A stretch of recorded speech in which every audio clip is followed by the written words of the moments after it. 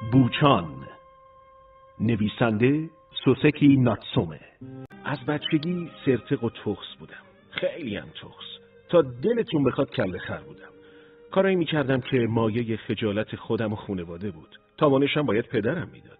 کافی بود 2 تا بچه هندونه زیر بغلم بذارن. از کوه فوجی خودم رو پرت میکردم پایین. اولین دفعه‌ای که شیرم کردن از طبقه دوم مدرسه پریدم تو حیاط. بابای مدرسه کولم کرد و بردم خونه. تا 1 هفته علیل و ذلیل بودم. دفعه بعد چاقوی قلم تراش نفیسمون رو بردم مدرسه. اونقدر ازش تعریف کردم که کفر همه در اومد. دوستم گفت شرط میبندم ماستم نمیبره. خر بودم، باید ثابت میکردم چاقوی پدر مادر داریه. تیغشو گذاشتم رو انگشتم و تا میتونستم زور زدم. خداییش شانس آوردم. چاقوی بی بخاری بود وگرنه الان 19 انگشتی بودم. ولی با تمام اوصاف تیغش تا استخون رفت. هنوز بعد از گذشت سالها جاش واضح و معلومه. دستگله‌ای که آب دادم 1-2 تا نیست، زیادن. باید یادم بیاد. آها، چند تا دیگه یادم اومد. رفتیم سمت شالیزار. وسط برنجای تازه کش شده شروع کردیم کشتی گرفتن. اونقدر زمین رو لگد کردیم که از نفس افتادیم. یهو چشمون افتاد به کشزار. انگار گله گراز وحشی از روش رد شده بود. فرار کردیم سمت خونه. غروبش صاحب مزرعه اومد و خسارت قلمبه‌ای از بابام گرفت. طبق معمول چنان حرفا و سرزنش‌هایی شنیدم که دوست داشتم آب بشم برم تو زمین. هفته بعد به خاطر کتککاری تنبیه شدم. پسری اومده بود به درخت شابلوت حیاتمون دستبرد بزنه. باهاش گلاویز شدم. پسر پرزوری بود. با کله حمله کرد سمت سینم. چرخیدم، سرش گیر کرد تو آستین گشاد کیمونوم. اگه لباسم پاره میشد تنبیه وحشتناکی در انتظارم بود. پسره مثل ببری که تو تله گیر کرده باشه دست و پا میزد. وحشت کردم. تنها راهی که به ذهنم رسید در آوردن کیمونو بود. با زحمت و مصیبت لباس رو از تنم در آوردم. پسره با کیمونوم زد به چاک و در رفت. ولی پدرش از جای مشت و چنگ رو صورتش فهمید کتککاری کار من بوده. اومدن در خونه. تنبیه خوبی شدم و کیمونومو گرفتم. با همه دستگلا پدر و مادرم حق داشتن ازم ناراحت باشن. حق داشتن برادر بزرگترم رو بیشتر دوست داشته باشن. داداشم آدم ضعیف رنگ پریده‌ای بود. عاشق غیبت و چغلی و زیرآبزنی. از همون بچگی آبمون توی جوب نمیرفت. تو همون روزای شر و شور بچگی پشتم خورد به تنور خونه. از درد مثل بز فریاد میزدم. مادر بیچارم که مریض و بیحال بود نمیدونست از دستم چی کار کنه. فرستادنم خونه قوم و خویش. چند روز بعدم گفتن مادرم مرده. داداشم گفت مامان از دست تو دق کرد و مرد. سیلی آبداری خوابوندم تو گوشش و پدرم بدجوری تنبیهم کرد. زندگی 3 نفرمون سخت میگذشت. با برادرم همش دست به یقه بودم. پدرم مدام سرکوفت میزد. تو تمام سختیای زندگی تازه فقط یه نور امید دنیامو روشن میکرد. نور امید و سنگ صبور دایه دلسوزم کیو بود. به اسم خودم صدام نمیکرد. فقط میگفت بوچان، یعنی ارباب کوچک. از 10 سال پیش دایه و خدمتکارمون بود. میگفتن قبل از اینکه خدمتکار بشه زندگی خوبی داشته. از خانواده ثروتمند و سرشناسی بوده. انقلاب 1868 که امپراتور میجی به قدرت برگشت همه چیزشون رو از دست دادن. کیوی فقیر و درمونده هم خدمتکار شد. هرچه همه مردم ازم متنفر بودن، کیو عاشقم بود. مثل مادری واقعی دلداری میداد. جمله معروفی داشت که مدام تکرار میکرد. بوچان من، کسی نمیتونه گوهر درون تو ببینه. فقط من میدونم زیر آتیش بازیگوشیات چه خاکستر انسانیتی قایم شده. قصه نخور، خود واقعی تو نشون بده. تنفر مردم برام عجیب نبود، اما محبت کیوی مهربون حیرت آور بود. نمیدونم چی تو وجودم دیده بود. مادر که مرد دلسوزیای کیو بیشتر شد. حتی از پول تو جیبی و دستمزدش برام خرج میکرد. نون قندی و نون شور میخرید. شبای سرد زمستون برام فرنی درست میکرد. گاهی دفتر و مداد برام میخرید. یه بار بهم پول داد. برای بچه‌ای به سن و سال من 3 ین پول کمی نبود. بیچاره پول چندانی گیرش نمیومد ولی دست و دلباز بود. یادم اسکناسا رو گذاشتم توی کیسه یا گذاشتم توی پیرهنم. رفتم مستراح و از حواس پرتی پولو انداختم تو چاهک. وقتی فهمیدم چه گندی زدم نزدیک بود گریم بگیره. بیچاره کیو با نی خیزران و قلاب پولو در آورد. پولا خیس و کثیف شده بودن. کیو یه دلسوز پولا رو خوب شست و خوش کرد، اما برای بوی بد پولا بهونه گرفتم. زن پا به سن گذاشته بیچاره نمیدونم از کجا سین پول نقره جور کرد. کیو همیشه آرزو داشت برای خودم کسی بشم. میگفت بالاخره آدم مهمی میشم، زن میگیرم و خونه بزرگ و کالسکه مجلل میخرم. آرزوش بود بیاد پیشم زندگی بکنه. باورم شده بود صاحب زندگی باشکوهی میشم. خیال جادوگر اغواگریه که تو آسمونای بلند برای آدم قصر طلا میسازه.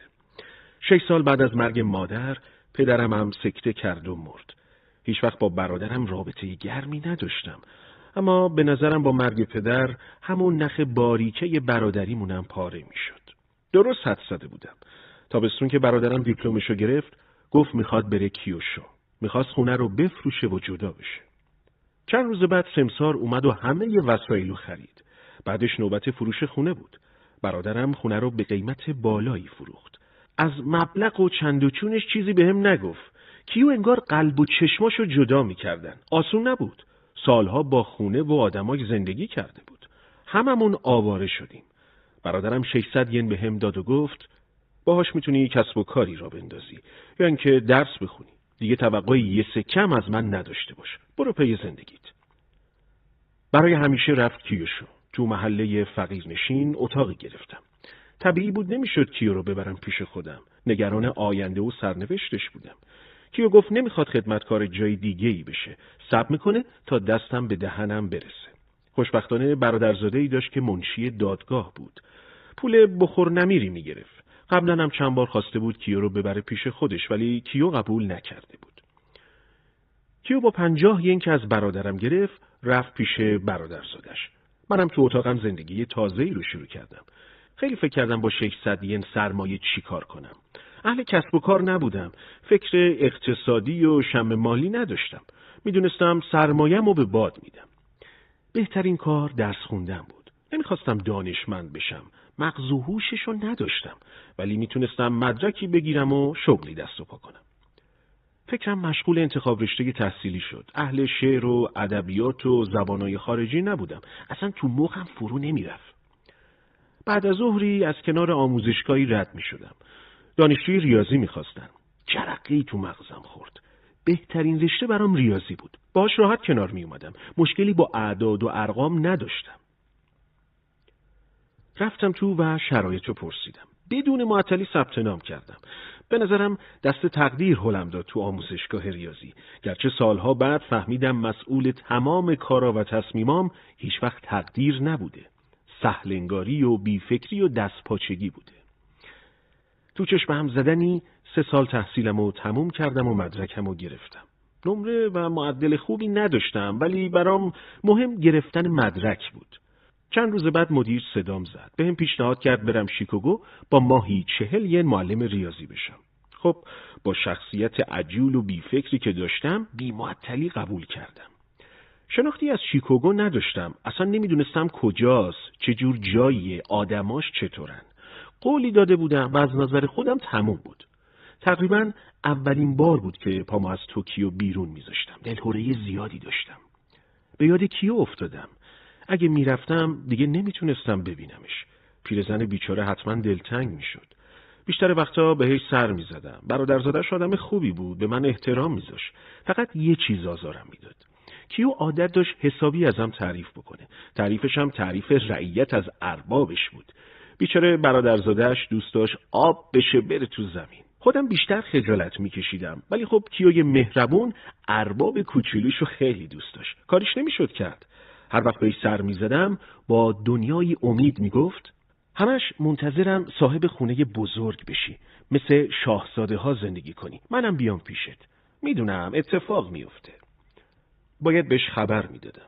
وقتی رفتم تو رخت خواب استراحت میکرد. سرما خورده بود، ولی به احترامم بلند شد. وقتی بهش گفتم میخوام برم شیکاگو، یکه خورد. انگار فرو ریخت. فقط نگام کرد. شاید منتظر بود بگم شوخی کردم. شاید قبلش فکر کرده بود الان میگم خونه خریدم و میخوام ببرمت پیش خودم. گفتم خیلی مونده تا صاحب خونه بشم. معلم شدم و میرم یه جای دور، ولی دست کم تابستونا میام پیشت. همین دلداری کوچیکم زیاد خوشحالش نکرد. دست برد تو موهای خاکستریش و مات و مبهوت زمین رو نگاه کرد. قلب خودمم از قصه میخواست له بشه. روز بعد با وجود سرماخوردگی اومد برزنم. ایستگاه راهن شلوغ بود.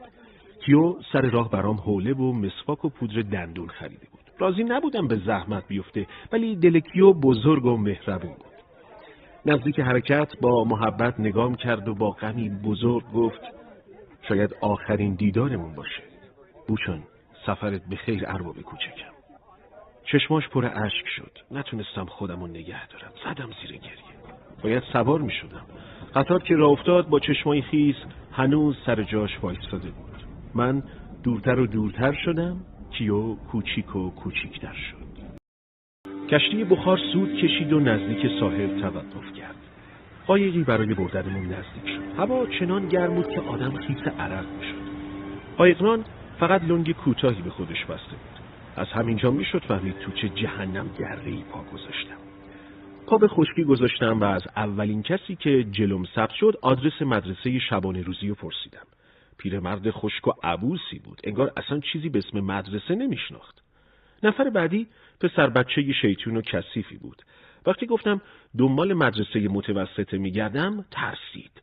سر تکون داد و پا گذاشت به فرار. عجیب بود. تو شهری قد کف دست کسی نشونی مدرسه رو نمیدونست. یهو از کنار مسافرخونه کوچیک و کثیفی سر در آوردم. قبل از اینکه چیزی بپرسم فکر کردن مسافرم. با داد و هوار و بازارگرمی زور زدن یکی از اتاقای کثیفشون رو بهم بندازن. با مکافات بهشون حالی کردم که چی میخوام. با اخم گفتن سوار قطار بشم و 2 ایستگاه بعد پیاده بشم. از قطار که پیاده شدم باید تا مدرسه رو با ریکشا میرفتم. ریکشا گاری کوچیکیه با 2 تا چرخ که کسی دنبال خودش میکشدش. سوارش شدم و مدرسه رو پیدا کردم. فقط سرایدار تو مدرسه بود. معلم کشیک رفته بود بیرون. فکر کردم غروبه و به جایی نمیرسم. رفتم و تو مهمونخونه کوچیکی اتاقی گرفتم. اتاق مثل تنور گرم و داغ بود. خیلی هم تاریک و خفه بود. گفتم اتاقمو عوض کنن. گفتن تنها اتاق خالیشون همونه. برای فرار از گرما و عرق ریزی رفتم حموم کردم. حموم تای راهرو بود. وقتی برگشتم متوجه شدم چند تا اتاق خالیه. اتفاقا اتاقای خنک و نورگیری بودن. بعد جوری سرم کلا رفته بود. برعکس اتاق شامشون خوشمزه و خوش عطر بود. دلم اندازه دنیایی گرفت. یاد کیو افتادم. تنها چیزی که میتونست قصه‌مو و تسکین بده خواب بود. سعی کردم بخوابم، ولی گهگاهی از اتاقای کنار آشپزخونه صدای قهقهه بلند میومد. از بس خسته بودم نفهمیدم کی خوابم برد. صبح با نور تند آفتاب از خواب پریدم. کمی فکر کردم. قبلا شنیده بودم هر جا انعام بدم تحویلم میگیرن و هوامو دارن، ولی از وقت بعد دیشب یادم رفته بود. احتمالاً برای همین اتاق گرم و تاریکو بهم داده بودن. با لباسا و چتر و بقچه کهنم حتما فکر کرده بودن با فقیر و بی سر و پایی طرفن. تصمیم گرفتم با انعام چرب و نرم ادبشون کنم. با مخارج مسافرت 14 ین برام مونده بود. صبحونه رو که خوردم 5 ین دادم دست مدیر مهمون خونه. وقتی فهمید پول و انعام میخوام بدم چشماش گرد شد. تا وقتی به قصد مدرسه بیرون اومدم هنوز باورش نشده بود. رفتم مدرسه. تعدادی دانش آموز تو حیاط تو سر و کله هم میزدن. هیکل بعضیاشون وحشت زدم کرد. اگه با هم گلاویز میشدیم کارم ساخته بود. پشیمون شدم از معلمی تو همچین مدرسه و جزیره‌ای، ولی چاره‌ای نبود. رفتم تو دفتر مدیر. مرد سیاه‌سوخته‌ای بود با چشمای ورقلمبیده و سیبیل خلوت. اولین چیزی که به ذهنم رسید تصویر گورکن بود. با غرور و ژستای توخالی ابلاغ معلمی مداد دستم. بعدش شروع کرد به سخنرانی که معلم باید چی باشه چی نباشه. چنان وظایف سخت و ترسناکی برای معلم رسم کرد که وحشت کردم. اگه معلمی انقدر سخت باشه که فاتحه‌ام خونده است.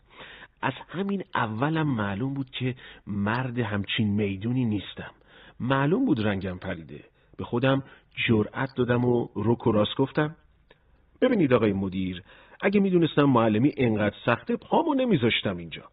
حالا هم اگه ممکنه لطفاً استعفامو قبول کنید. گورکن خنده روباهانه‌ای کرد و گفت چقدر شما زود باورین. چیزایی که گفتم ایدئال معلمیه، ولی در عمل ممکنه نصفش هم نتونین انجام بدین. مهم نیست، تلاشتون رو بکنید، همه چی درست میشه. نفس راحتی کشیدم. اگه استعفامو قبول میکرد چطور باید برمیگشتم توکیو؟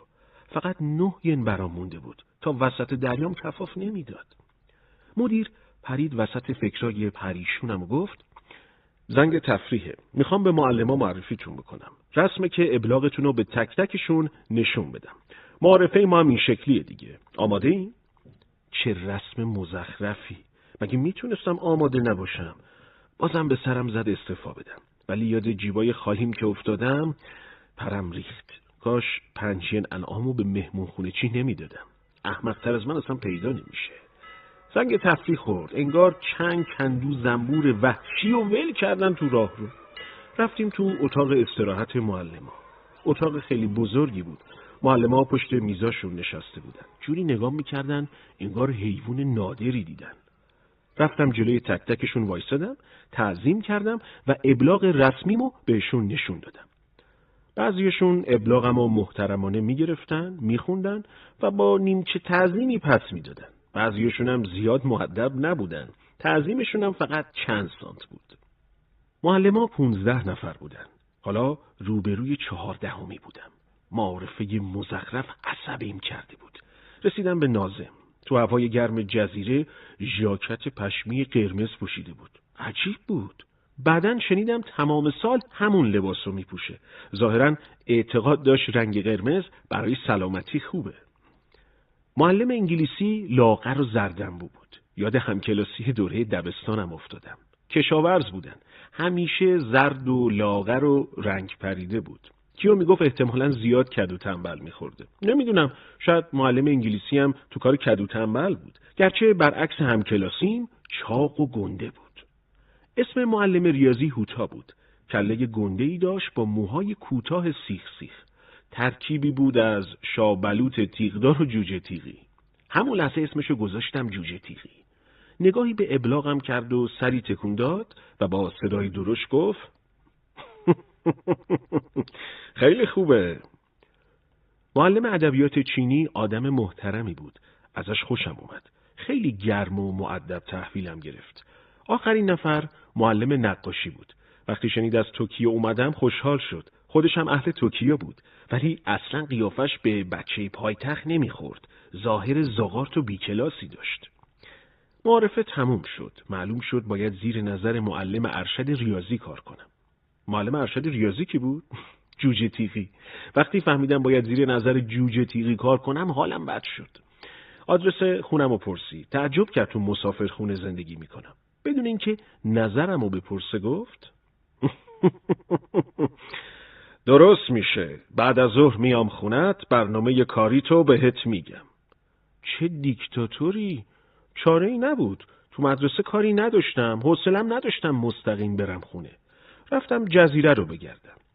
جزیره که چه عرض کنم، کف دستی بود. فقط 2 خیابون اصلی داشت و 2-3 ساختمون بزرگ اداری. بیشتر افسردگی گرفتم تا اینکه سر حال بیام. دیدم بهتر پناه ببرم همون مهمونخونه و اتاق تنگ و تاریک. وقتی رفتم تو، مهمونخونه چی با احترام عجیبی تعظیم کرد. از پایین ترین تعظیم عمرم لذت بردم. 5 ین انعام چه کاری کرده بود. خواستم برم تو اتاقم که گفت کجا ارباب؟ اتاق خوبی واسهتون خالی کردم. وسایلتونم بردم اونجا. بفرمایید. بهترین اتفاقی بود که تو عمرم دیده بودم. دلباز و آفتابگیر و روشن. نهارم هم خوردم و نامه‌ای برای کیوی عزیزم نوشتم جام خوبه و امیدوارم وضعم چنان خوب بشه که بتونم بیارمش پیش خودم. هوای اتاق انقدر خوب بود که رفتم تو حالت خلسه. دراز کشیدم و نفهمیدم کی خوابم برد. با تکونای جوجه تیغی بیدار شدم. تعجب کرد چطوری توی مهمونخونه زندگی میکنم. درست میگفت. برای معلمی با حقوق ناچیز اصلاً به صرفه نبود. گفت همین امروز برات خونه گیر میارم. برنامه‌های کاری رو با هم مرور کردیم و فهمیدم که وظایفم چیه. عصر رفتیم پیش مردی عتیق فروش. خونش پای تپه بود. اتاق خالی خوبی داشت.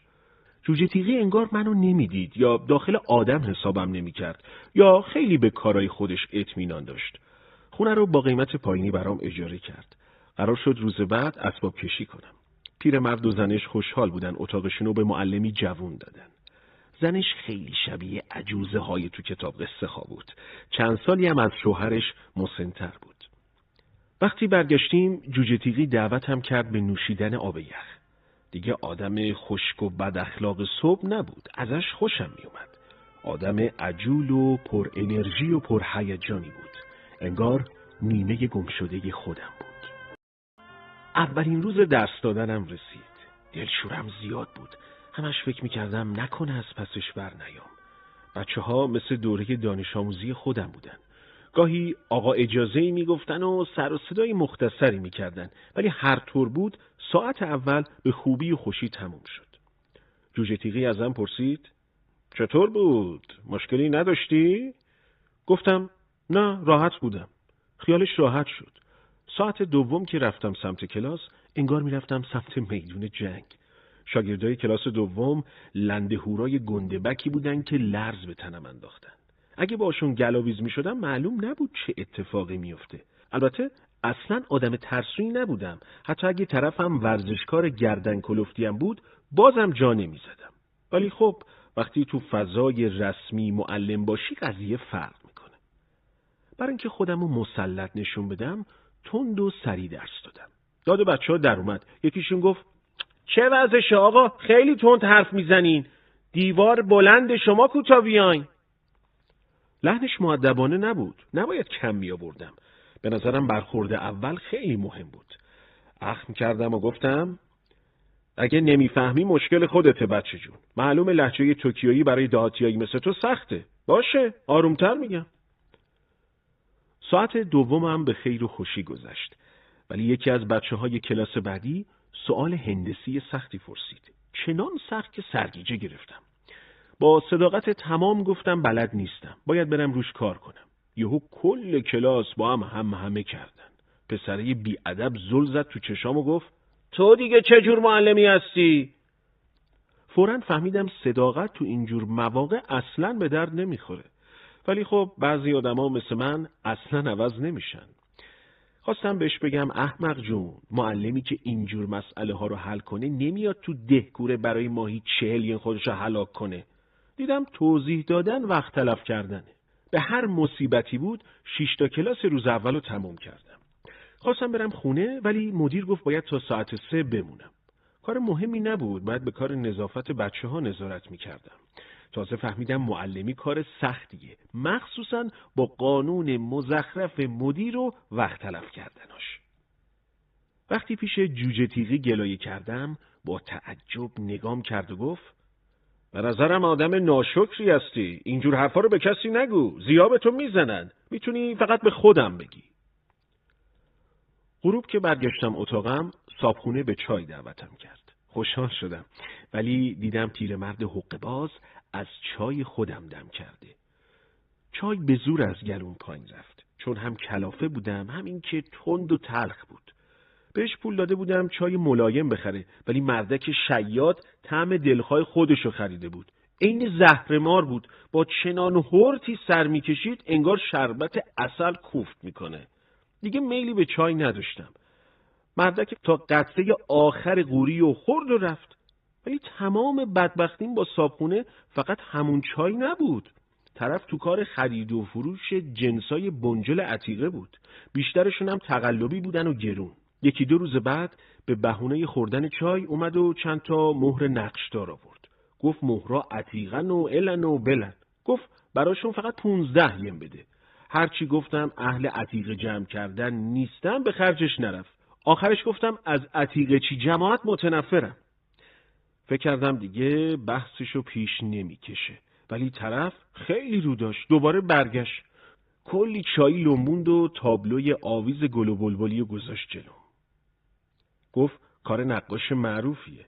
خیلی قدیمی و با ارزشه. مهرش پای تابلو خورده. اصرار پشت اصرار که 30 ین بدم و برش دارم. کم مونده بود مشت محکمی بخوابونم تو چونه درازش. آخرش گفتم آقا جون، نه پدرم عتیقه باز بوده، نه پدر جدم. سر سوزنی هم ذوق تابلو و مهر و چیزای آنتیکو ندارم. دست از سر کچلم بردار. لبخندی زد و رفت. ترجمه لبخندشو بهتون میگم. میرم، ولی اگه فکر میکنی از رو رفتم خیلی پپه‌ای. اصلا لازم به پیغام و پسخام و ترجمه نبود. میدونستم جلد بومم شده و دست بردار نیست. مهم نبود. منم زیر بار نمیرفتم. به قیمت شکنجم حاضر نبودم چیزی ازش بخرم. درس و مدرسه هم به روال عادی خودش طی میشد. با احتیاط درسمو میدادم و برمیگشتم خونه. ولی از شغل معلمی بیزار بودم. یه روز غروب تو تنها خیابون اصلی شهر قدم میزدم. چشمم خورد به تابلوی آش توکیو. عاشق آش بودم. اونم آش توکیویی. حس کردم تو محله قدیمیمم و آش میخورم. کلی خاطره و حس خوب برام زنده شد. دکان کوچیکی بود شبیه دکه. وقتی رفتم تو از رفتنم پشیمون شدم. کوچیک و تنگ و کثیف بود. تشکچه‌های زیر مشتریا چنان کثیف و رنگ پریده بودن که انگار به عمرشون شسته نشده بودن. چراغ فقط جلوی دکان رو روشن میکرد. قسمت‌های عقبش تاریک بود. نشستم و گفتم 4 کاسه آش توکیویی داغ باشه. انگار صدام به گوش بعضیا آشنا بود، چون چند نفر از ته دکان سر برداشتن و نگام کردن. چشمم تازه به تاریکی عادت کرده بود. چند تا از شاگردای شرور مدرسه‌ام بودن. سلام علیک مختصری کردیم. آشم مثل دکان و نور و نظافتش تعریفی نداشت. آش دهاتی هم به زور بود، چه برسه آش توکیویی. روز بعد که رفتم مدرسه، رو تخته نوشته بودن آش توکیویی. میدونستم به ماجرای دیشب اشاره میکنن. تا منو دیدن خندیدن و بینشون ولول افتاد. گفتم آش خوردن اینقدر براتون عجیبه؟ یکیشون گفت نه آقا، 4 کاسه خوردن عجیبه. گفتم مگه پول شما بوده؟ اصلا دلم میخواد 10 تا کاسه بخورم. حرفی نزدن، ولی هنوز لبخند تمسخر رو لب داشتن. تو کلاس بعدی هم همین بساطو داشتم. رو تخته نوشته بودن 4 کاسه. چه اشتهایی؟ اشتها نیست که اژدهاست. اعصابم خورد شد. بهشون توپیدم و گفتم تقصیر منه که به شما درس میدم. برین بیرون. فکر کردم اخراج از کلاس ادبشون میکنه، ولی برعکس کلی هم لذت برده بودن.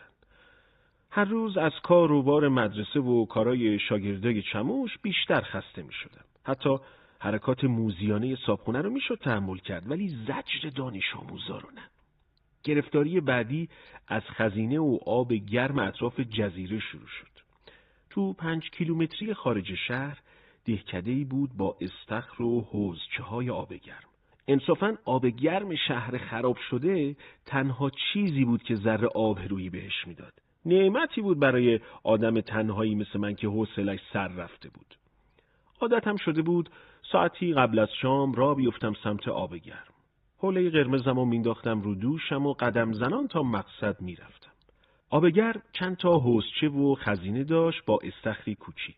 نیم ساعت تو حوضچه یا خزینه دراز میکشیدم. بعد تو استخر یه شنایی هم میکردم. آخر سرم میرفتم سر کوچه و شکم سیری دلمه میخوردم. دلمش معرکه بود. دوباره با همون حوله روی شونه سلانه برمیگشتم خونه. روز 5 یا 6 رفتم سر کلاس. رو تخته نوشته بودن دلمه بعد از شنا و آب گرم خیلی کیف میده.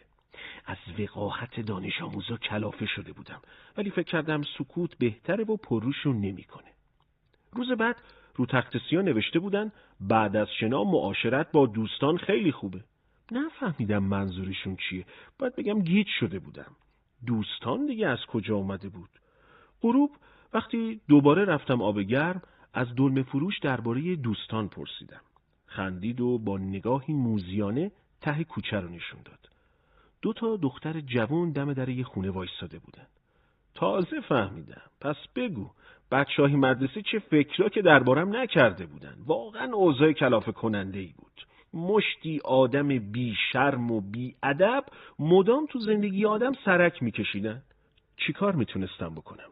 توی خونه که کفتار عتیق فروش ولم نمیکرد، مدرسم که معلما و محصلای وقی دست از سرم بر نمیداشتن. چیکار باید میکردم؟ نوبت کشیک شبم بود. هر معلمی باید هر چند وقت یه بار شب و تو مدرسه میموند. تعداد زیادی از دانش آموزا شبا تو خوابگاه مدرسه زندگی میکردن. به جز مستخدم حتما یکی از معلما باید شب مراقبشون میشد. ولی مدیر و ناظم از کشیک شب معاف بودن. تو دلم کلی غرغر کردم چرا حضرات باید معاف باشن؟ خونشون رنگین تره، دک و پوز بهتری دارن. بعد از ظهر جوجه تیغی رو دیدم. عین گلایه ها رو گذاشتم کف دستش. انگار ترش کرد یا به تیریش قباش برخورد. گفت: از من به تو نصیحت، دیگه حرفای بودار نزن. پاتو تو کفش بزرگترام نکن. گلایه فایده نداشت. بعضیا لایق زور شنیدن و تعظیم کردنن. چی کار میشه کرد؟ رفتم تو مدرسه. تو طبقه پایین اتاق خوابی برام آماده کرده بودن. عصبی و کلافه بودم. تا هوا تاریک بشه 1-2 ساعت وقت داشتم. دیدم بهترین کار دنیا تن به آب زدنه. به گمونم مشکلی درست نمیشد. میرفتم و زود برمیگشتم. بدون اهمیت به آدمای دور و بر حوله قرمز کذایی رو انداختم رو دوشم و راه افتادم. مسیر خلوت بود. سر وقت رسیدم و پریدم تو آب. آخ چه لذتی داره تو آب معدنی شنا کردن. خوشبختانه استخرم خالی بود. گرچه رسم نبود کسی تو استخر شنا کنه. وقت سوء استفاده بود. تا تونستم زیرابی و سگ شنا رفتم. خوب که حالم جا اومد راه افتادم سمت مدرسه. سر کوچه مدرسه یهو مدیر رو دیدم. اصلا خوب نبود با حوله قرمز و صورت گل انداخته از آب گرم ببینتم. ولی سر سوزنی جای در رو و قایم شدنم نبود. رسیدیم به هم. چشماشو گرد کرد و پرسید: مثل این که کشیش امشب با شماست، درسته؟ نباید میذاشتم سوارم بشه. با بیخیالی گفتم: بله، ولی هنوز شب نشده. گفت: کنترل بچه ها زیادم آسون نیست. بهتر شبای کشیک از دم غروب تو مدرسه باشین. اصلا دوست نداشتم باهاش دهن به دهن بشم. جواب مختصری دادم و ازش خداحافظی کردم. سر پیچ بعدی از دور ناظم رو دیدم. حوصله این یکی رو اصلا نداشتم. رفتم پشت یه درخت وایسادم تا رد بشه. همین که دور شد دویدم سمت مدرسه و رفتم تو. وسایلمو گذاشتم تو اتاق و چرخی تو حیاط مدرسه زدم. هوا تاریک شده بود. رفتم تو اتاقم. حوصلم هیچ وقت اینجوری سر نرفته بود. مستخدمو کشوندم تو اتاق و سر حرفو باهاش باز کردم. فقط میخواستم سرگرم بشم و وقت بگذره. ولی طرف تو حرف زدن آدم یخی بود. باید با منقاش حرف از دهنش میکشیدی. سوالا رو فقط با بله و خیر جواب میداد. به زور وادارش میکردم توضیح بده و روده درازی بکنه. 2 ساعتی حرف مفت زدیم. بالاخره خستم کرد. دیدم نم خوابی پشت چشام حس میکنم. بهترین راه تموم کردن شب مزخرف کشیک خوابه. مستخدمو مرخص کردم و آماده شدم برای خواب. لباس خواب پوشیدم و به عادت همیشه خودمو به پشت انداختم روی تخت. از بچگی عادتم بود. اگه آروم مثل آدمیزاد دراز بکشم خوابم نمیبره. باید حتما با مراسم پرتاب بخوابم. چند ثانیه نگذشت که حس کردم چیزی از مچ پام به سمت ساق حرکت میکنه. همزمان وول خوردن چیز دیگه‌ای رو کف دست چپم احساس کردم. دستمو محکم مش کردم. حس کردم چیزی له شد. زبر خشک بود. بازم وجود چیزایی رو روی پاها و کمرم حس کردم. با وحشت از رخت خواب پریدم بیرون. تو تاریکی نمیتونستم چیزی ببینم. وقتی یکی از حشرات چندشاور چسبید رو گردنم و کوبیدم لهش کردم، تازه فهمیدم موضوع چیه. شلوار خوابم رو در آوردم، تابوندم و لوله کردم. باهاش افتادم به جون ملخایی روی تخت و دور و بر. تمومی نداشتن. میپریدن، در میرفتن، قایم میشدن. شاید 10-15 دقیقه طول کشید تا از شر همشون خلاص شدم. از کت و کول افتاده بودم. نفس میزدم و کار دم میزدی خونم در نمیومد. مشتی الف بچه مسخره کرده بودنم. باید بهشون حالی میکردم با معلمشون در نیفتن. خوابگاه بچه‌ها طبقه بالا بود. رفتم بیرون و مستخدمو صدا زدم. با چشمای خوابالود پیداش شد. متعجب نگاه میکرد و گفت: چیزی شده آقا؟ با عصبانیت گفتم: یعنی نمیدونی چی شده؟ 3 تا از دانش آموزا رو صدا بزن بیان اینجا. بجن فوراً. 1 دقیقه بعد 3 تا دانش آموز تو اتاقم بودن. دوست داشتم با مش بزنم تو فرق سرشون. چنان قیافه عقب مونده و بیخبری گرفته بودن که آدم شک میکرد اهل شیطنت باشن. ولی خودم ختم کار بودم. 100 بار تو آزار و اذیت معلمان سردسته و طراح نقشه بودم. میدونستم زیر این نقاب معصومیت چه چموشایی خوابیدن. گفتم که ملخ میندازین تو جای معلم. آره پوستی از سرتون بکنم تاریخی. کدومتون بودین؟ با تعجب به هم نگاه کردن. تو دلم گفتم ای دنبریده ها، چه نقش موزیانه‌ای بازی میکنن ولی کور خوندین. اینجا اونجا نیست. یکیشون گفت آقا ملخ دیگه چیه؟ لاشه ملخی رو نشونش دادم و گفتم نمیدونی ملخ چیه؟ ای حق باز رزل. هر 3 تاشون با هم گفتن اینجا بهش میگیم سوسک بالدار. خلاصه هر چی باشون کلنجار رفتم نم پس ندادن. خودشونو به نفهمی زده بودن. دیدم بیشتر اصرار کنم آبروی خودمو میبرم.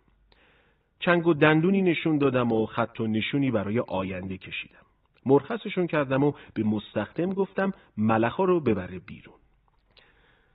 تازه چشام گرم شده بود که با صدای وحشتناکی از جا پریدم. صدا از طبقه بالا بود. 100 تا دانش آموز همزمان پاشونو محکم میکوبیدن زمین. حس کردم 2-3 بار دیگه تکرار کنن سقف رو سرم خراب میشه. وحشت زده از اتاقم بیرون رفتم و دویدم سمت طبقه بالا. از ته جیگرم نعره زدم. صداها قطع شد. توی تاریکی مطلق رسیدم به راهرو. خوابگاه ته راهرو بود.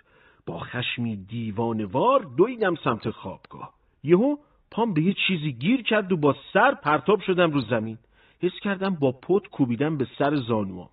تو دلم تکون خورد و نزدیک بود بزنم زیر گریه. خودم رو جمع و جور کردم و با خشم فریاد کشیدم. نعرم پیچید تو مدرسه.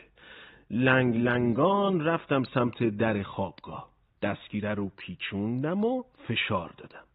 باز نمیشد. شاید چیزای سنگینی پشت در گذاشته بودن.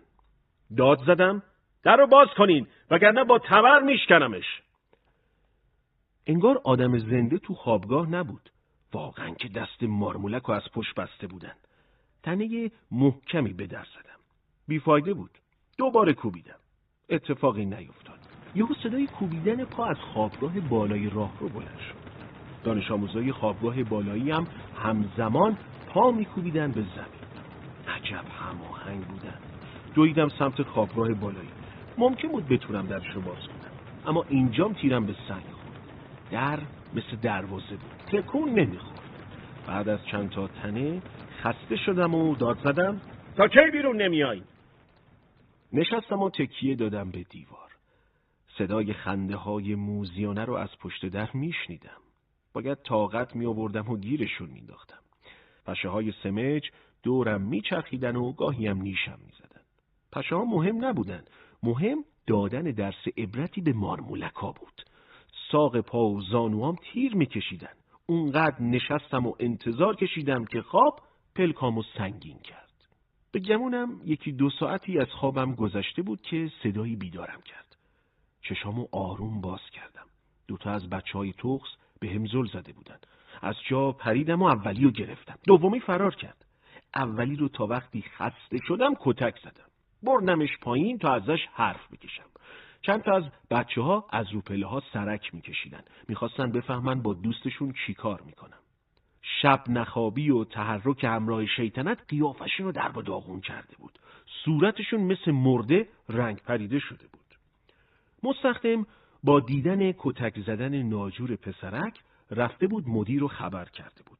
مدیر 1 ساعت زودتر از وقت هر روز اومد مدرسه. تلخ و عصبی بود. جریان رو بهش گفتم. فقط سرش رو تکون داد و گفت الان رسیدگی میکنه.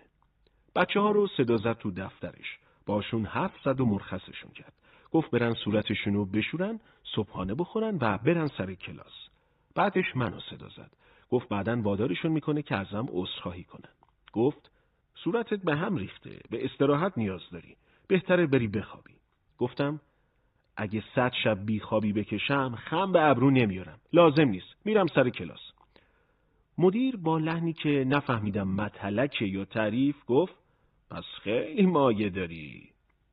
با کله سنگین و منگ، صورت ورم کرده از نیش پشه ها و روحیه داغون رفتم سر کلاس.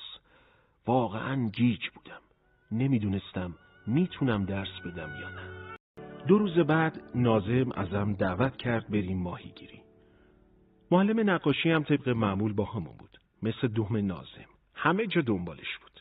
حال آدمو به هم میزد بس که چاپلوسی ناظمو میکرد. شورشو در آورده بود. سوار قایق شدیم و معلم نقاشی تا میتونست از مهارت ماهیگیری ناظم تعریف کرد. ناظم با لباس قرمز و صدای نازکش باد تو قبقب مینداخت و سر تکون میداد. رسیدیم نزدیکای جزیره نچندان سرسبز. وقتی انداختن قلابا تو آب بود.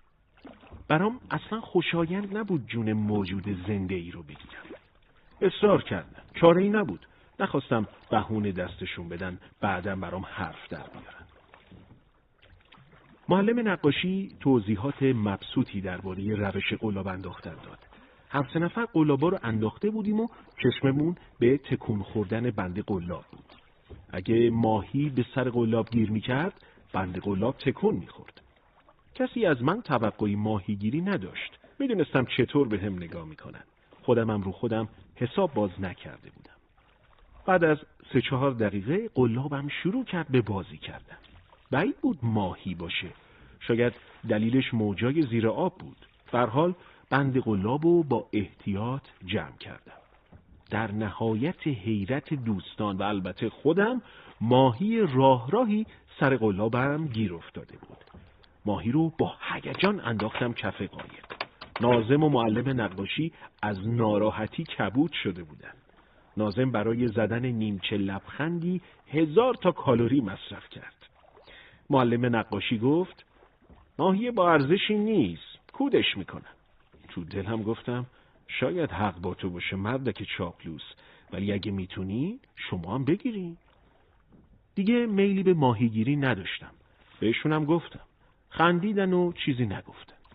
کف قایق دراز کشیدم و چشم دوختم به آسمان قشنگ بالای سر. از تابلوی نقاشی چیزی کم نداشت.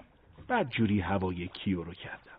دوست داشتم اینجا بود و کنارم به آسمون خیره میشد و لذت میبرد. 3-4 ساعت بعد از ماهیگیری خسته شدن. فقط 20 تا از ماهیای من گرفته بودن. گفتن بهتر برگردیم. برای من فرقی نداشت. به روشون نیاوردم که ماهی با ارزشی نگرفتم. وقت برگشتن متوجه شدم با هم پچ پچ میکنن و میخندن. به روی خودم نیاوردم. فکر کردم حرف خودشونه. ولی به مرور تک و توک کلمات معنیداری به گوشم خورد. دلمه، ملخ، هوتا که اسم اصلی جوجه تیغی بود و چیزای دیگه. کلماتو با هم ربط دادم و از جام بلند شدم. باور نمی کردم ولی باید مطمئن می شدم. گفتم شنیدم چی گفتین؟ حقیقت داره؟ ناظم با تعجب گفت چیو شنیدی عزیز؟ همین که هوتا دانش آموزا رو تحریک کرده اذیتم کنن.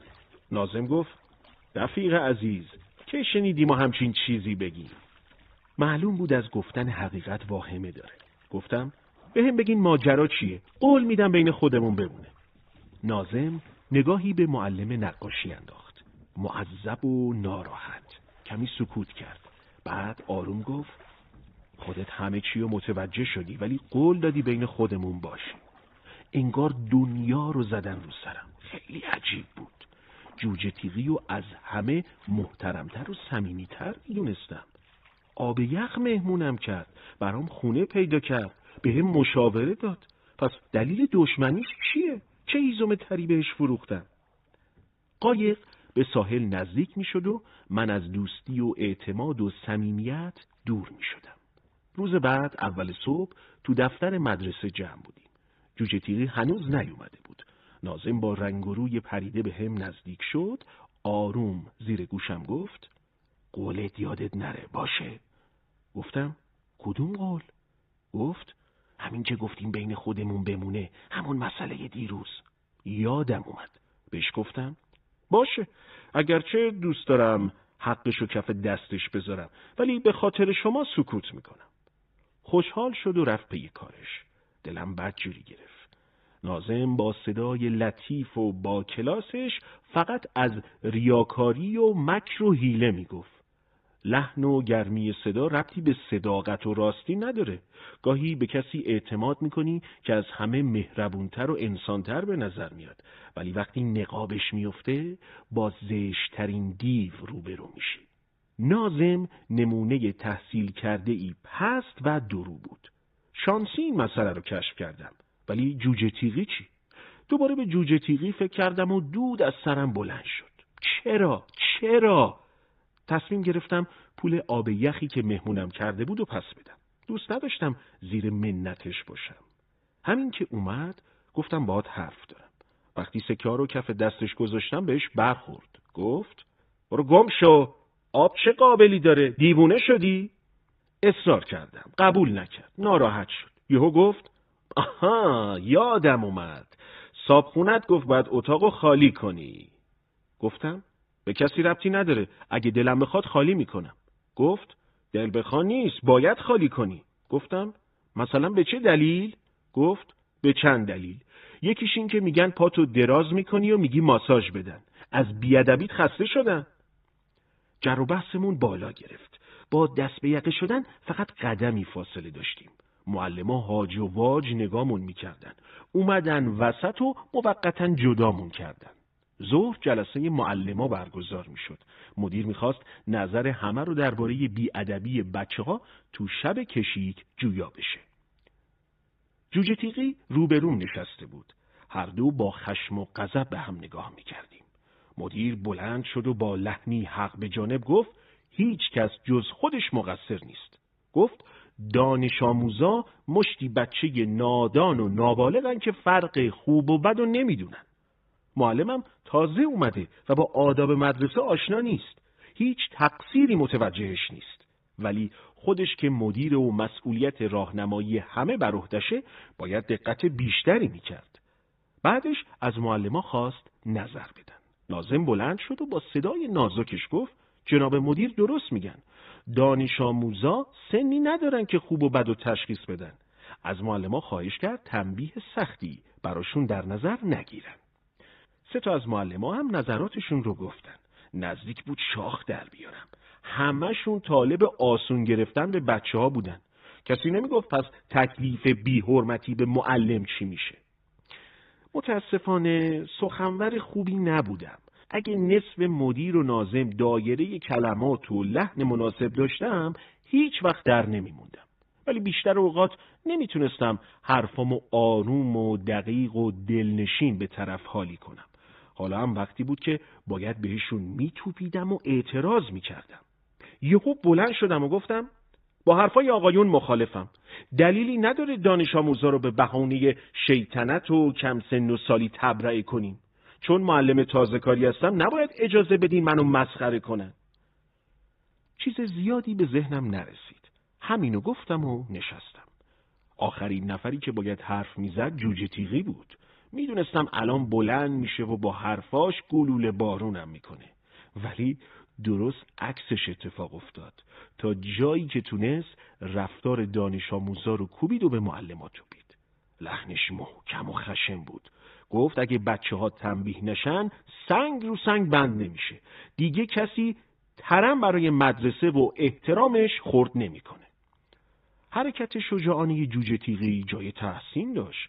همین که نشست بهش لبخند زدم و با نگام ازش تشکر کردم.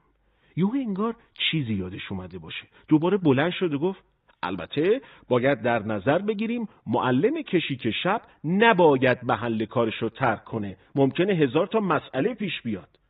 جا خوردم. نه به دفاع محکمش نه به کوبیدن محکمترش. شخصیت جوجه تیغی برام معمای پیچیده‌ای شد. واقعا چه آدمایی تو دنیا پیدا میشن. مدیر بلند شد و گفت چون نظرها اختلافاتی با هم داشتن باید بررسی بیشتری بکنم. نتیجهشو فردا حتما اعلام میکنم. اما در خصوص حفظ شأن معلمی از همتون خواهش میکنم دیگه جاهای گرون قیمت یا بدنام نرید. غذاهای گرون نخورین، تو استخر آب گرم دیده نشین. تفریحات سالم و ساده زیادی است، چه میدونم، شعر، داستان، موسیقی. معلما مخفیانه و زیرزیرکی به هم اشاره میدادن و خنده‌شون رو میجویدن. دود از سرم بلند شد. تو شهری با یه خیابون چه تفریحی میتونه آدمو زنده نگه داره؟ بزرگترین لذت آدمی مثل من خوردنه. اگه قرار باشه آش و دلمه و خوراک و ازم بگیرن، زندگی به چه دردم میخوره؟ یا تنها تفریح هم که آب گرمه، چه ضرری به کسی میرسونه؟ حیرت انگیزه. آدم از طرز تفکر بعضیا دیوونه میشه. آخه یکی نیست بگه طرف پول خودشه، میخواد اصلا دور بریزه یا خرج تفریح و شکمش بکنه. به کسی چه مربوط؟ حس کردم دلم برای کیو و توکیو تنگ شده. دوست داشتم پرواز میکردم و همون لحظه میرفتم توکیو. کیوی عزیزم و بغل میکردم و مینشوندمش پای درد دلم. ولی افسوس، بینمون کلی آب و صحرا و کوه و جنگل فاصله بود. روز بعد مدیر دانش آموزا رو وادار کرد بیان تک تک از من عذرخواهی بکنن. همه سرکج کرده بودن و 180 درجه با شیطونای شب کشیک فرق داشتن. چی کار میتونستم بکنم؟ گفتم بخشیدم و تمام. از مدرسه که برگشتم وسایلم رو جمع کردم و از خونه ی مرد عتیق فروش بیرون اومدم. زنش هی میپرسید چرا میرین؟ ازمون چه خطایی دیدین؟ رفتنتون باید دلیلی داشته باشه، لطفاً چیزی بگین. چه گیری افتادیم ما؟ عجب مردم صدچهره‌ای. مگه خودتون پیش جوجه تیغی نگفتین آدم پستیم؟ حالا چی میگین؟ وسایل مختصرمو بار ریکشا کردم. ریکشاچی گفت کجا بریم؟ جایی رو سراغ نداشتم. گفتم فعلا بره تا بهش بگم. تو شهر میگشتیم و میرفتیم. هیچ جا تابلوی اتاق خالی ندیدم. رفتیم تا اینکه سر از محله آهنگرا در آوردیم. محله قدیمی سامورایی‌ها بود. یهو یادم اومد کدو تنبلم اینجا زندگی میکنه. خونش رو بلد بودم. پیرزنی شبیه خودش درو باز کرد. حتما مادرش بود. کدو تنبل تو خیابون پشتی اتاقی برام جور کرد. صابخونه مثل خونه قبلی نه فضول بود، نه پول پرست و نه حقه باز. فقط زن صابخونه که پیرزن مهربون و ساده‌ای بود، گاهی هم صحبتم میشد.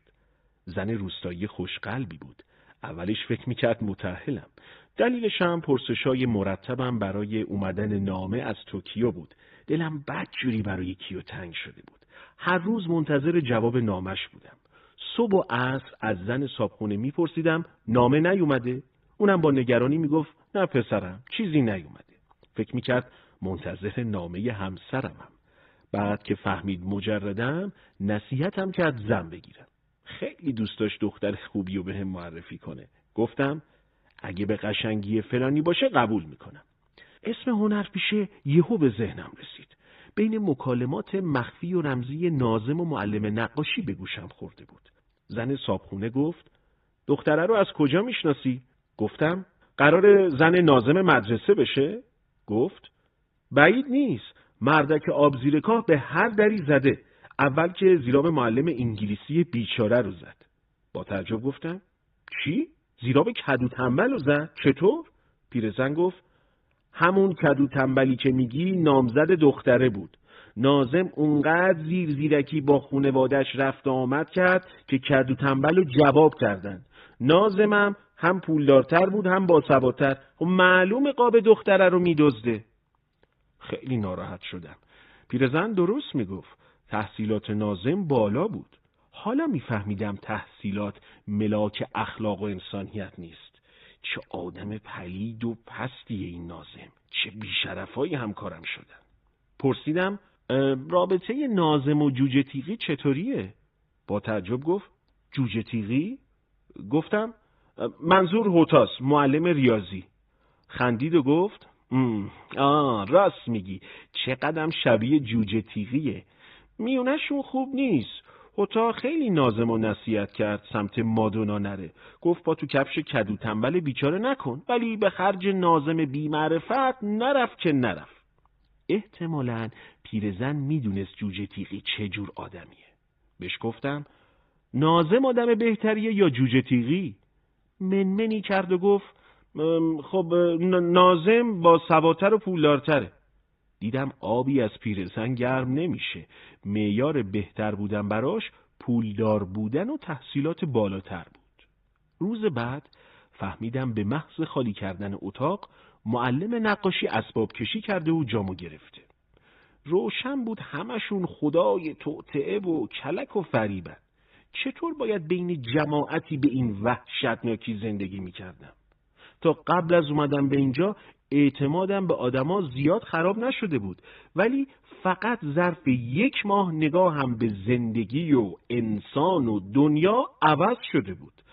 عوض که نشده بود، در شرف شدن بود. تنم لرزید، فکرم پریشون شد و غمگین شدم. خونه جدید خیلی خوب بود، فقط اشکال بزرگی داشت. تو خونه قبلی وضع غذا و خورد و خوراک خیلی خوب بود، ولی اینجا انگار رژیم لاغری اجباری یا ریاضت مرتازانه برقرار بود. 3 وعده پشت هم شلغم خورده بودیم. تنها تنوعش تنوری بودن و بخارپز کردنش بود. اگه همینطوری پیش میرفت به جای کدو تنبل باید اسم منم میذاشتن شلغم شیرازی. باید یه کمی به خودم میرسیدم. 3 روز بعد چشمم به جمال نامه کیو روشن شد. نامه نبود، تومار بود. از کوتاهی نامه خودم شرمنده شدم.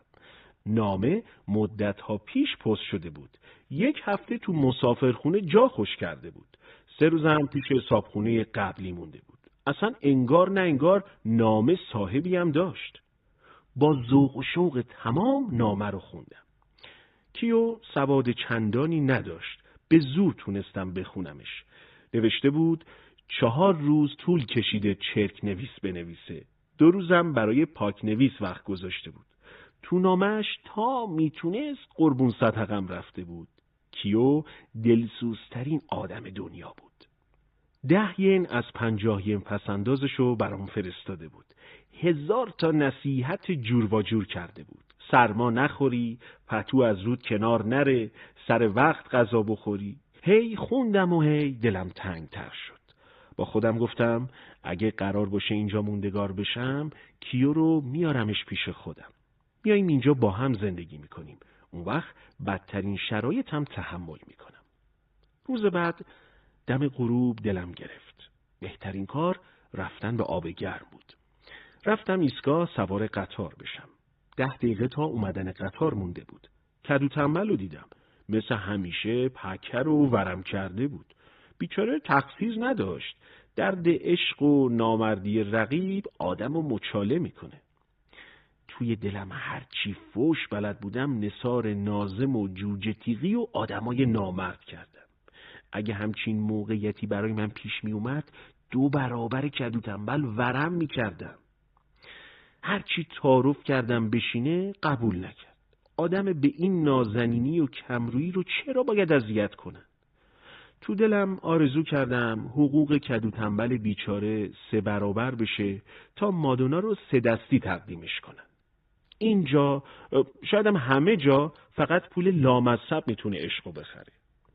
یهو چشمم به زنی افتاد. بی برو برگرد گفتم همون دختر است.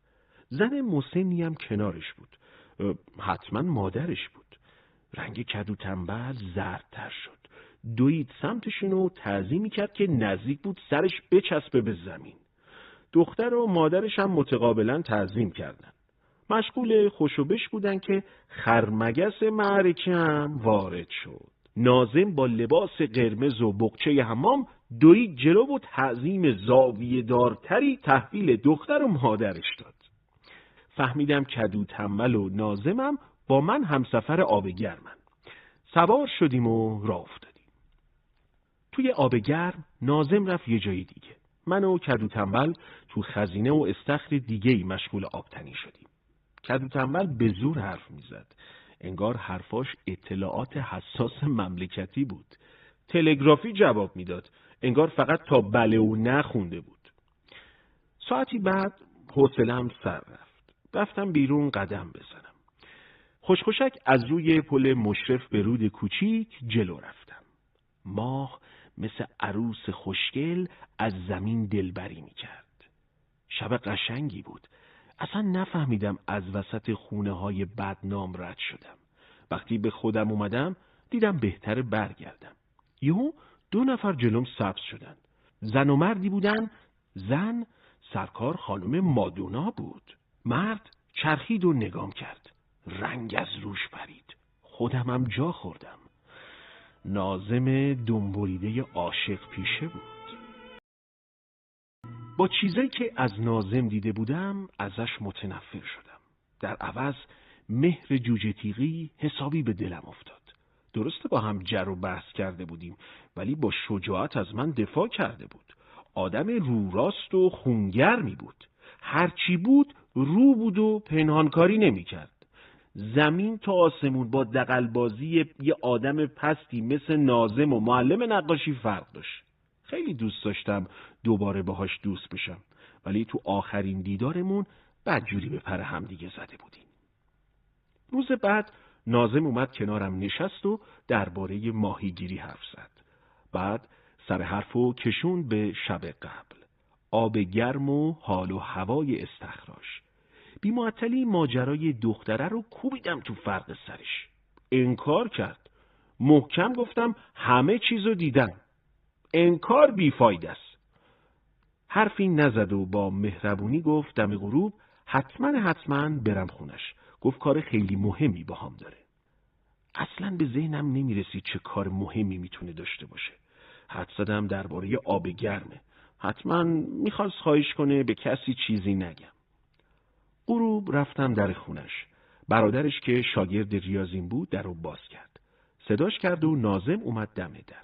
به زور تعارف کرد و منو برد تو. گفتم منتظرم ببینم چی کارم داری. گفت من و مدیر شاهدیم که چقدر زحمت میکشی.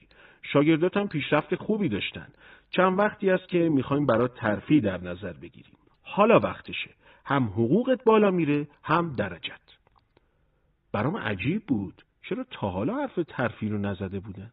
گفتم تا جایی که میدونم اضافه حقوقم باید از جایی تأمین بشه. به همین سادگی ها نیست. چه فکری براش کردین؟ گفت خیلی ساده است. کدو تنبل تقاضای انتقالی کرده. کاراش هم درست شده و تو همین هفته میره. به جاش معلم کم تجربه‌ای میاریم.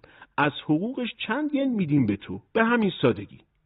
با تعجب گفتم کدو تنبل میره؟ کجا میره؟ چرا؟ ناظم صداشو آورد پایین و گفت بین خودمون باشه. حقوقش کمه، چرخ زندگیش لنگ میزنه. ازمون خواسته که حقوقشو ببریم بالا ولی خب نمیشد. دست و بالمون از نظر اداری بسته بود. آقای مدیر معرفت به خرج داد، براش کار چربتری توی جای دور پیدا کرده. درسته که دور و پرته ولی 5 ین بیشتر میگیره. حالا فهمیدی چطور شد؟ از ترفیع و اضافه حقوق بدم نمی اومد ولی چیز عجیب رفتن و کندن کدو تنبل بود. تا جایی که یادم می اومد عاشق شهر و زادگاهش بود. محال بود از اونجا دل بکنه. حس کردم یه جای کار میلنگه. رفتم خونه. میدونستم پیرزن صابخونه دوست خانوادگی کدو تنبله. ممکن بود چیزایی از رفتن ناگهانیش بدونه. پیرزن نصف حرفای ناظم رو تایید کرد. سالها پیش خانواده ثروتمند کدو تنبل یه دفعه ورشکست شدن. زندگی اونطوری که معلم بیچاره میخواست به کامش نبود. چند وقت پیش تقاضای اضافه حقوق کرده بود ولی ناظم مکار و مدیر فاسد ترتیبی داده بودن منتقلش کنن به یه جای دیگه ولی حقوقش بالاتر میرفت. کدو تنبل بیچاره فکر کرده بود جایی همون حوالی میره ولی منتقلش کرده بودن جایی بین چند تا کوه و کمر و دره. پیرزن صابخونه گفت همدم کدو تنبل بیچاره میشه انتر و میمون و شامپانزه. میره تو برهوتی پر که نه آب و هواش خوبه نه گذر آدمی زاده. کدو تنبل که فهمیده بود چه کلاهی سرش رفته درخواستشو پس گرفته بود. گفته بود خدا پدر و مادرتون رو بیامرزه. اضافه حقوق نخواستیم. کم میخوریم و گرد میخوابیم. ولی مدیر گفته بود به خاطر خوشبختیت خودم بریدم و دوختم. نامه انتقالت رفته و تایید شده و ردخورم نداره. حرفای پیرزن صابخونه عصبیم کرد. با چه جماعت خطرناکی طرف بودم. عین روز روشن بود توطئه ناظمه. کدو تنبل و سنگ قلاب میکردن میدون برای ناظم باز بشه و راحت مادونا رو صاحب میشد و تمام. دوست داشتم از خود کدو تنبل ماجرا رو بپرسم، ولی دلم نمیومد داغش رو تازه کنم. 2 روز بعدم جشن خداحافظیش برگزار میشد. با چیزایی که شنیده بودم نمیتونستم اضافه حقوق و ترفیع رو قبول کنم. همچین پاداشی کثیف بود. سری رفتم در خونه ناظم. متعجب نگاه کرد. گفتم ترفیع مرفی نمیخوام. میخواست شاخ در بیاره. فکر کرد سرم خورده جایی. کدوم آدم عاقلی پشت میکرد به پول یا مفت؟ گفتم ماجرای کلکی که به کدو تنبل زدین و شنیدم.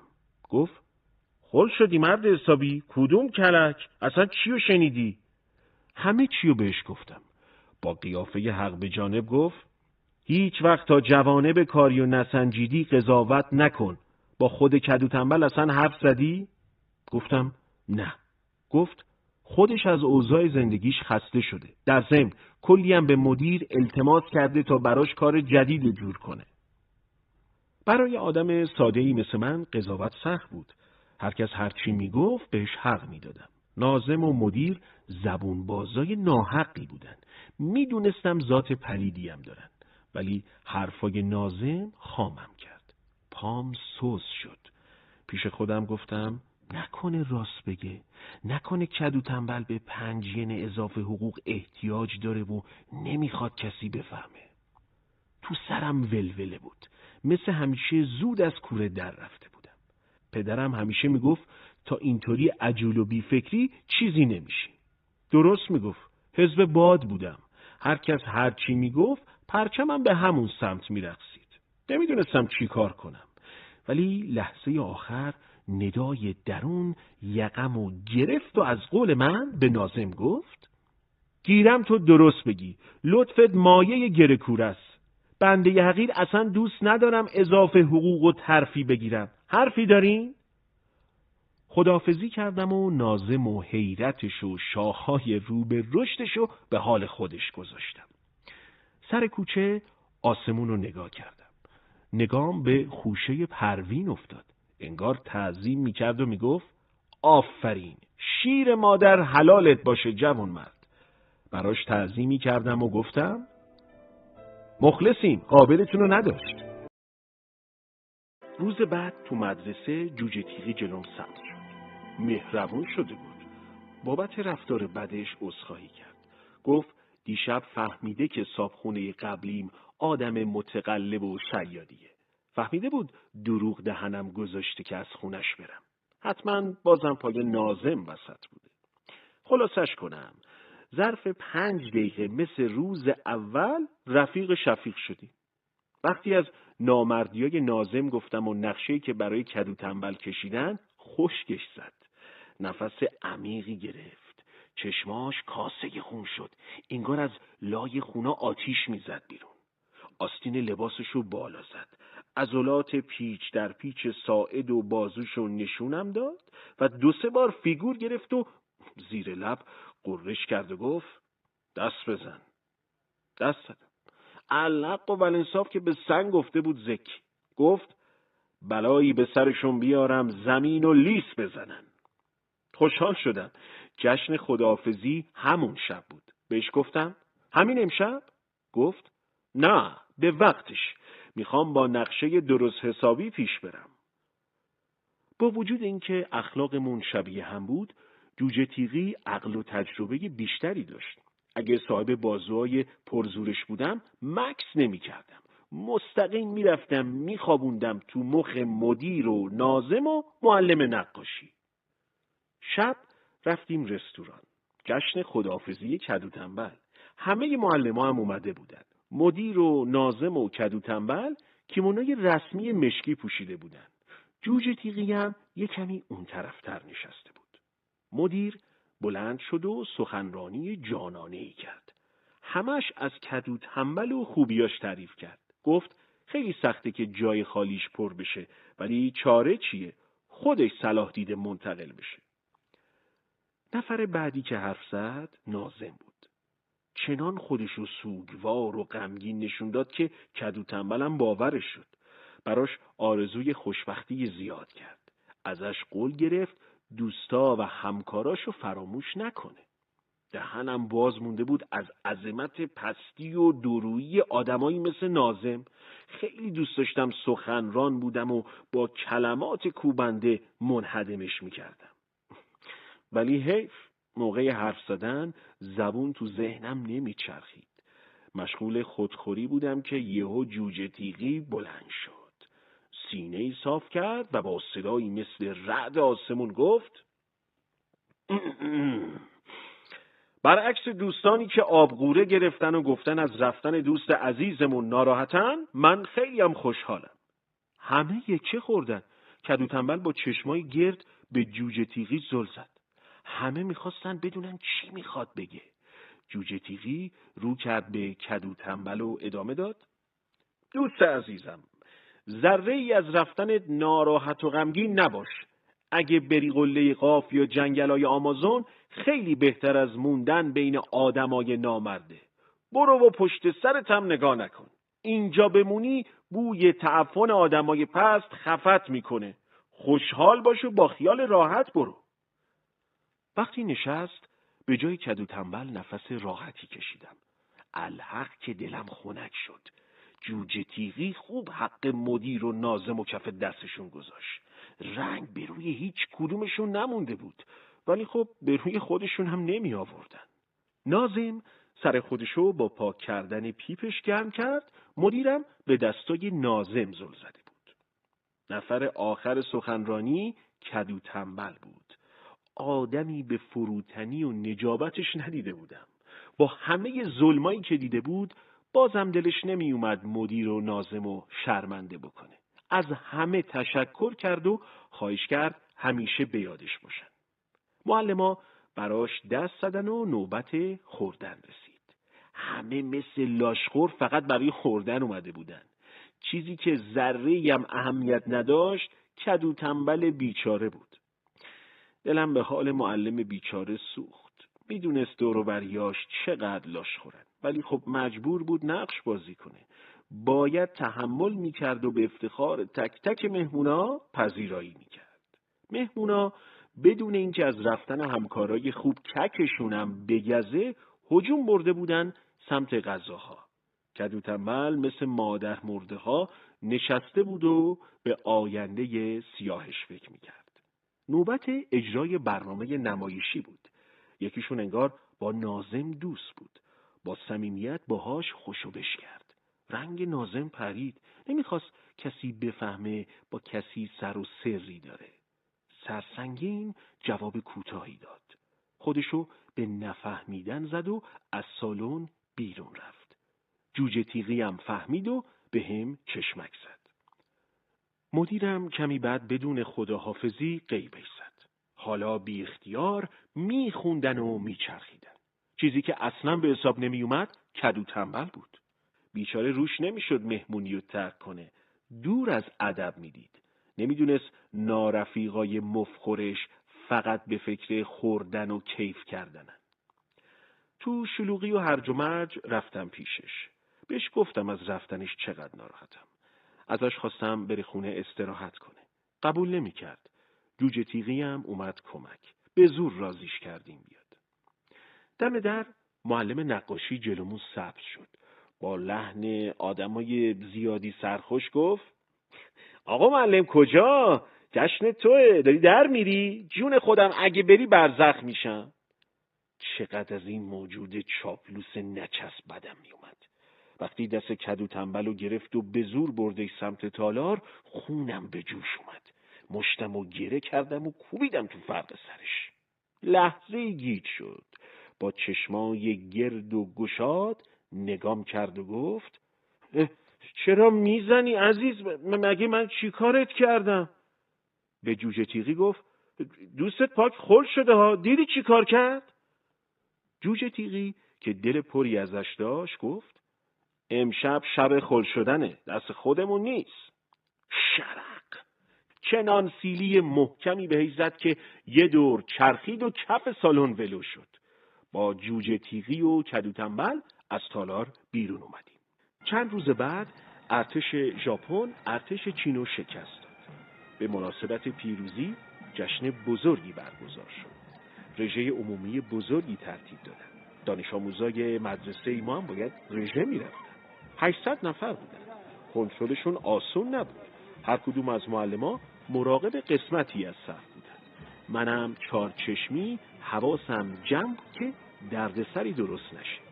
فکر میکردم فقط خودم برای معلما اسم میذارم. تو ظاهر و اخلاقم چیزی نمیدیدم که بهانه دست بچه‌ها بده و واسم اسم بذارن. ولی اشتباه میکردم. از بین جمعیت چند بار چیزایی شنیدم که واضح بود به من اشاره میکنه. چیزایی مثل خمیر دلمه، آش توکیویی، استخر، خوبرویان آبگر. نمیشد متلک پرونو پیدا کرد. تو شلوغی رژه اصلاً امکانش نبود.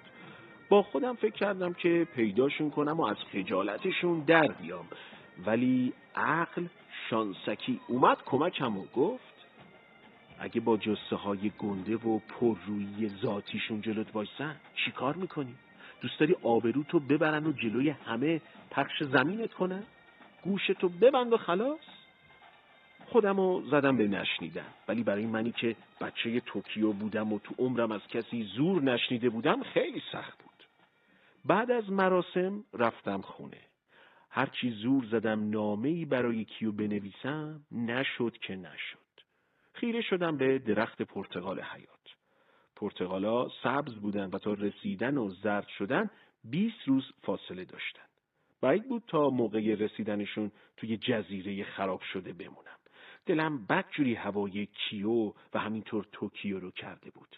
حسی بهم میگفت زیاد اینجا نمیمونم. در زدن. صابخونه در رو باز کرد. جوجه تیغی بود. مقداری گوشت آورده بود که با هم دیگه بخوریم. نشستیم و حین خوردن گفت ناظم زندگی درست و حسابی و سالمی نداره. میخوام مچشو بگیرم. کمکم میکنی؟ گفتم باهاشم تا آخر. گفت اگه تا آب گرم تعقیبش کنیم میتونیم حین کار گیرش بندازیم. حرف جوجه تیغی به فکرم انداخت. چقدر خوب میشد ناظم بی شرف و با آبروریزی گیر مینداختیم. یاد حرفای مدیر و ناظم افتادم. دلمه خوردن و شنا تو آب گرم و رستوران رفتن شاگردا رو گمراه میکنه، ولی زیرا به همکارا رو زدن بی اخلاقی نیست. گرم حرف بودیم که پیرزن صابخونه گفت پسری با جوجه تیغی کار داره. وقتی پسر اومد تو دیدم برادر کوچیکه ناظمه. رنگش پریده بود و دستاش میلرزید. گفت بچه‌های مدرسه و دانشسرا ریختن سر هم و الانه که خون و خونریزی را بیفته. جوجه تیغی آدم با غیرتی بود. از جا پرید و گفت بریم نذاریم. نمیشد جوجه تیغی رو تنها بذارم. دنبالش دویدم. وقتی رسیدم چهارراه قلقله بود. نزدیک 100 نفر دانش آموز گنده و شرور ریخته بودن سر هم و ده بزن. جوجه تیغی پرید وسط و حوار مردونه‌ای کشید. ولی کسی اهمیت نداد. دوید وسط و چند نفر رو از هم جدا کرد. فایده ای نداشت. مجبور شد با سیلی و پسگردنی بیفته جون بچه ها. منم رفتم وسط و دانش آموزا رو از هم جدا کردم. یهو 2 تا دست قوی پاهامو از زیر کشید. ولو شدم وسط خیابون. بلند شدم و با مشت و لگد افتادم جون بچه ها. دانش آموزای بی ادبم ملاحظه شأن معلمی رو نکردن. توف کردن کف دستشونو با چک و مشت از خجالت هم در اومدن. بین جنگ و دعوا چشمم به جوجه تیغی افتاد. بیچاره غرق خون بود. بارون مشت و لگد به سمتش سرازیر میشد. از کجا نمیدونم، ولی سنگی اومد و محکم خورد گوشه چشمم. پشتبندشم مشتاب و لگدا خدمتم رسیدن. اوضاعمون رو به مصیبت بود که یکی داد زد فرار کنین، پلیس اومد. اون همه دانش آموز تو چشم بر هم زدنی عین جن غیبشون زد. پلیس که اومد فقط من و جوجه تیغی وسط معرکه بودیم. به حرفمون اعتنا نکردن و بردنمون کلانتری. وقتی حرفامون رو شنیدن و فهمیدن که دروغ نمیگیم ولمون کردن. وقتی برگشتم خونه اوضاع صورت و بدنم افتضاح بود. تو آینه خودم رو دیدم. درب و داغون بودم. روز بعد اول صبح صابخونه روزنامه گذاشت کنار بساط صبحانه. بی خیال ورق زدم. یهو مطلب صفحه اول دهنم و قد اسب آبی باز کرد. عکس کتککاری من و جوجه تیغی و بزرگ چاپ کرده بودن. زیرشم نوشته بودن عامل تحریک دانش آموزان. پیشنهاد کرده بودن هر دو معلم اخراج بشن. صبحونه رو ول کردم و دویدم سمت مدرسه. معلم‌ها تو دفتر نشسته بودن. با دیدنم لبخندای موذیانه زدن. معلوم بود که از همه چیز باخبرن. جوجه تیغی هم اومد. خبر رو شنیده بود. گفتم چیکار کنیم؟ از دست روزنامه عصبانی بود. گفت بریم سقفشو خراب کنیم رو سر خبرنگاراش. مدیرم اومد و اظهار تأسف کرد. گفت میدونه مقصر نیستیم. قول داد موضوع رو از طریق مدرسه و آموزش پرورش حل کنه. ناظمم از اینکه برادرش باعث رفتن ما شده بود عذرخواهی کرد. گفت ته دلش نگران بود کار به جاهای باریک بکشه. چاره‌ای نبود. باید به حرف مدیر اعتماد می‌کردیم. بالاخره مجراهای رسمی کارسازتر بودن. غروب رفتیم سمت خونه. جوجه تیغی انگشت حسرت به دهن گرفت. عصبی بود. بهش کارد میزدی خونش در نمی اومد. پرسیدم ماجرا چیه؟ گفت متوجه نشدی؟ گفتم متوجه چی؟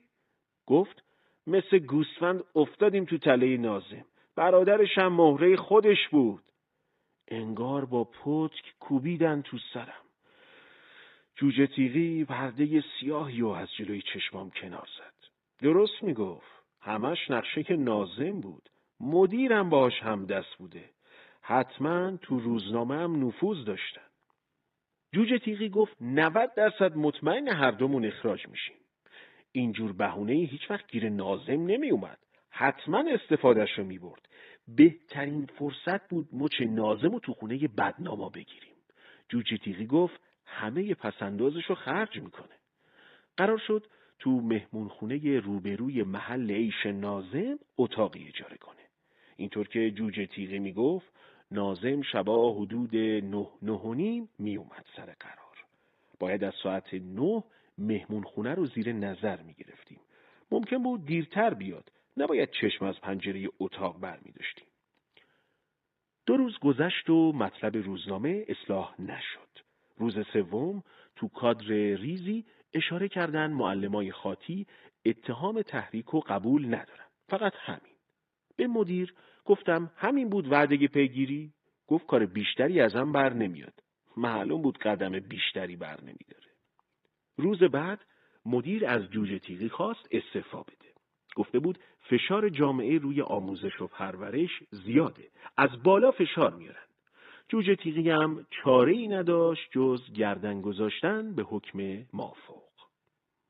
غروب که برای شب اول کشیک رفتیم آب گرم، جوجه تیغی گفت نگفتم کله پامون میکنم؟ گفتم آخر بیشرفیان. ولی چرا به من نگفتن استعفا بدم؟ گفت دلیلش واضحه. اگه یهو 2 معلم ریاضی رو اخراج کنن کارشون سخت میشه. کی میتونه 2 کلاس بدون معلم رو کنترل کنه؟ درست میگفت. دلیلش همین بود. بهش گفتم همین فردا میرم استعفامو میدم. باید کارشون رو سخت کنیم. رفتیم تو مهمون خونه. جوجه تیغی تو طبقه بالا اتاقی برای 2 هفته اجاره کرده بود. از درز پنجره چشم دوختیم به پایین. شب اول خبری از ناظم نشد. روز بعد رفتم پیش مدیر. محکم و جدی گفتم استعفا میدم.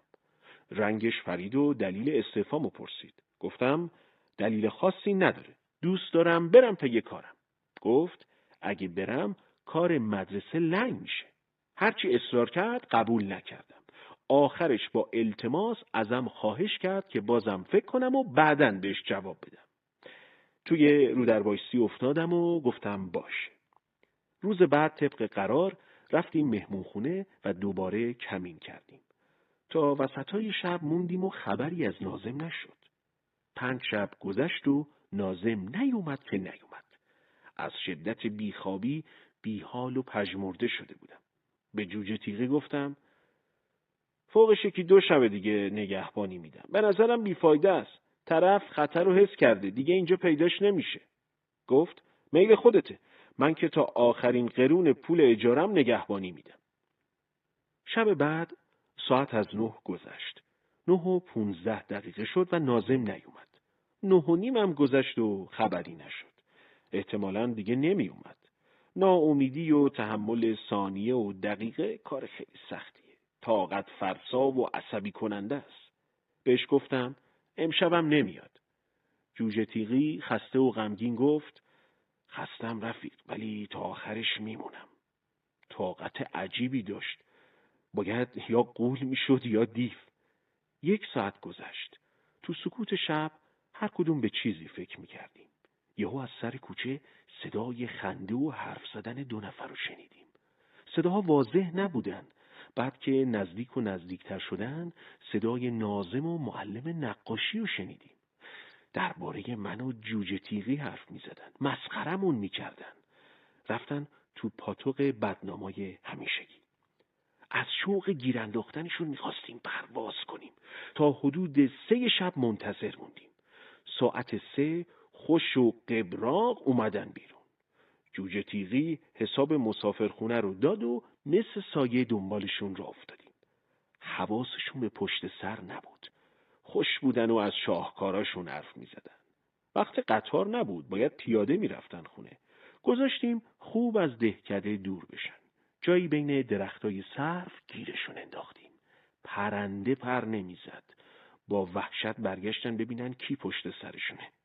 وقتی ما رو دیدن انگار اسرائیل دیده بودن. رنگشون پرید. گفتم چرا ترسیدین؟ ماییم همون احمقایی که حرفشونو میزدین. معلم نقاشی افتاد به تته پته. نه ما با شما نبودیم. منظورمون کسای دیگه‌ای بودن. مگه نه قربان؟ ناظمم مثل بچه‌ها تند سرشو تکون داد و گفت بله آره راست میگه، درسته. عین 2 کودکستانی حرف میزنن. لعنت به هرچی آدم موذی ترسوه.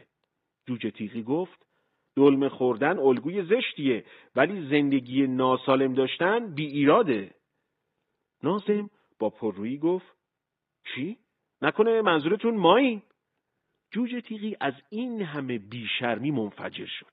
چنان سیلی محکمی زد تو گوش ناظم که صداش تا دهکده رفت. افتادیم به جون ناظم و معلم نقاشی. تا وقتی دست و پامون از کار افتاد کتکشون زدیم. زوزه میکشیدن و التماس میکردن. انصافاً دیگه دست و پای خودمونم درد گرفته بود. فکر کنم برای 7 پشتشون بس بود. بیجون افتاده بودن و ناله میکردن. جوجه تیغی گفت فکر کنم فعلا کافی باشه. اگه خواستین ازمون شکایت کنین تا فردا غروب وقت دارین. تو مهمونخونه بزرگ منتظرم. هیچ کدومشون کلمه‌ای حرف نزدن. نه حرفی داشتن بزنن، نه انرژیشو. برگشتیم شهر رو برای فردا غروب قرار گذاشتیم. از خواب که پا شدم، نامه استعفامو نوشتم و فرستادم برای مدیر. وسایلمو جمع کردم و رفتم پیش جوجه تیغی. هنوز تو مهمونخونه بود. پلیس سراغی ازمون نگرفته بود. از اولش هم حدس می‌زدیم که شکایت نکنن، چون پای گندکاری خودشونم وسط می اومد. سوار قایق شدیم و رفتیم تو کشتی. روز بعد قطار گرفتیم و رسیدیم توکیو. تو ایستگاه جوجه تیغی ازم خداحافظی کرد و رفت پی کار و زندگیش. عین باد رفتم سراغ کیو. گفتم اومدم برای همیشه توکیو بمونم. باورش نمیشد. از خوشحالی 10 بار گریش گرفت. از شانس خوب تو اداره پست کاری برام جور شد. خونه گرفتم و کیو رو آوردم پیش خودم.